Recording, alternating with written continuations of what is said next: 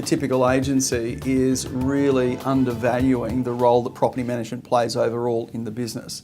And if we look at a real estate business, the sales business tends to be a cash flow based business and can be very profitable, providing the right components are in that business. Whereas the property management business is a fantastic cash flow business plus an asset value creation business. And if you go to most business brokers who specialise in real estate, they're going to value most of the business based on this wonderful thing called the asset. Now, the interesting thing is, I quite often have a chat with principals and say, so how much time are you spending on the growth and development of your property management business? And quite often a tail goes between their legs and they say, well, in actual fact, I've just delegated all of that to such and such. And maybe once a year they have a strategy session or something like that around property management. I say, hang on a tick.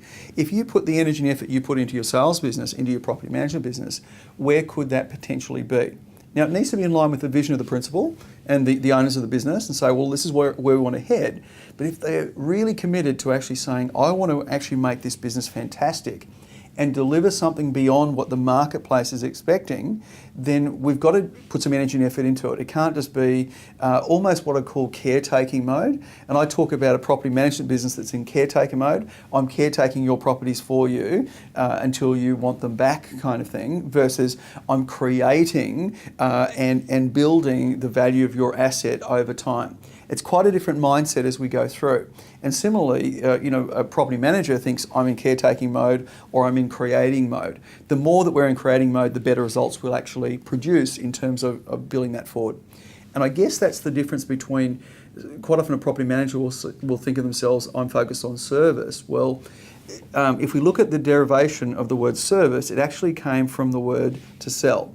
And there's not much difference between selling and servicing. But if I actually speak with a property manager and say, do you sell? And they go, no, right? I service people. Well, hang on. If you've got an extra service or something you could actually provide me that would help me with my needs, wouldn't you actually connect with me and ask me about it? The number one question I love property managers to ask their landlords is, by the way, what are your overall property goals?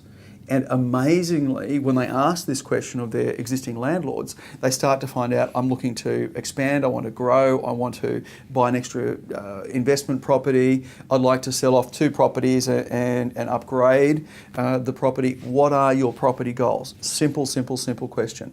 On the flip side, from a tenant point of view, if someone's a tenant, quite often they're treated as a tenant within the agency.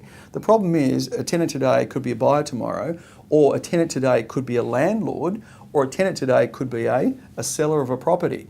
The reason being that we quite often box people into particular perspectives as opposed to really looking at, well, hang on a tick, overall you're a client of our agency. How do we help you with your property goals and really focus in on that?